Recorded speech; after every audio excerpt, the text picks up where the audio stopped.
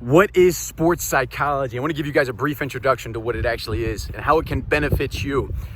If this is the first time watching one of my videos on social media, I'm a sports performance strategist or a peak performance strategist.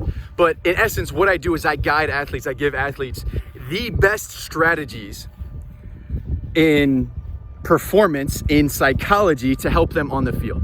So sports preparation is becoming increasingly scientific. We can measure how fast someone runs, and we can scientifically improve it through different exercises, nutrition, testing, periodization, all sorts of different things, right? So it's becoming more and more scientific what we can do with the body. The mind, however, is the thing that makes up about 80% of our results.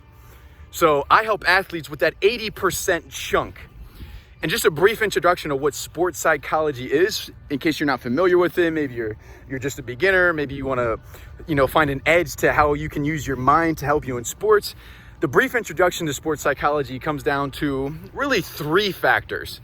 There's a fourth and a fifth, but they're minuscule, they're minor, okay? So the first factor is, how do we process things with our eyes? So the visual field, the visual side of sports is immensely important. We're talking about time distortion. We're talking about how we perceive the movements that we're going to act out, how we perceive different scenarios, how we perceive the game, how quickly the game appears to us versus what's actually happening in reality, how fast, how quick we can respond to different situations.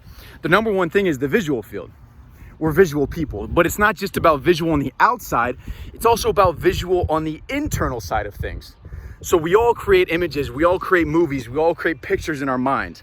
Maybe you heard of visualization. That is a component. That's a fraction of what sports psychology really is. So part of what I do with athletes is help them with the visual side. How can we imagine? How can we create? How can we specifically see what we're trying to do as a performer, as an athlete, on the field, on the court, on the track, in the arena, on the mat, wherever it may be? How can we visually see that, and how can we actually make that become a reality? So it's the number one thing is visually, externally, and internally. The second part of sports psychology is the auditory side of things. So not only what people are saying to us, but what we are saying to ourselves. What do I mean by that? Obviously, our coaches, our teammates, our parents, fans are always talking to us, right? So how do we take that information? How do we process that information? And the internal side of things is, how do we talk to ourselves? There's always an internal conversation going on. There's always chatter going on inside of our mind. Whether we're talking to ourselves positively, whether we're talking to ourselves negatively, it's about using that inner dialogue strategically. I help athletes with the strategic side of that inner dialogue so it works for them instead of leaving it to chance or letting it work against them. Then the third factor, so you got visual, you got auditory or what you hear, and then the third factor is kinesthetically, so your body. The third factor is your body. How do you specifically use your body? Meaning, how do you carry yourself with your posture? There's a direct correlation between the way you carry yourself physically with your posture, with your body, the way you use your breathing to connect your mind and your body.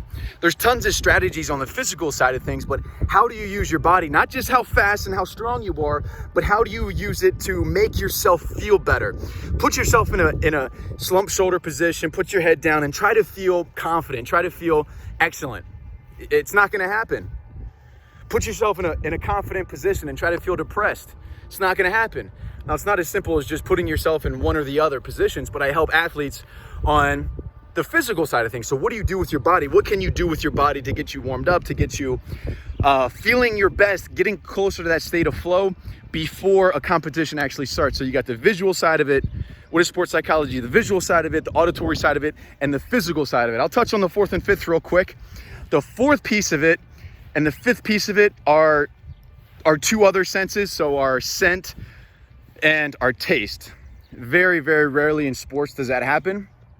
But, you might be able to think back to some of your best performances, and, maybe you attach the smell of fresh cut grass to an elite performance. That can help you. Or maybe the taste of, I hate to say it, but chewing tobacco or dip or something like that. I'm not an advocate. I'm not telling you should go dip or anything like that, but the taste sometimes is associated. So maybe we can replace that in this specific example. Maybe we can replace that with something more useful, more empowering. So it's what you see, what you hear, what you feel, and on a smaller degree, what you smell and what you taste. That's an introduction to sports psychology. And mastering those different senses to allow you to perform better, giving you strategies so that you can perform better, and not just leaving it to chance. Not just showing up to the field and stretching and doing your physical warm-ups and hoping that things are going to turn out okay, but strategically going through those senses. So hope that gives you a brief introduction of what sports psychology is. I got to get back to my workout here. Appreciate you guys. Subscribe to the channel, hit that thumbs up button, and I'll see you guys on the next video.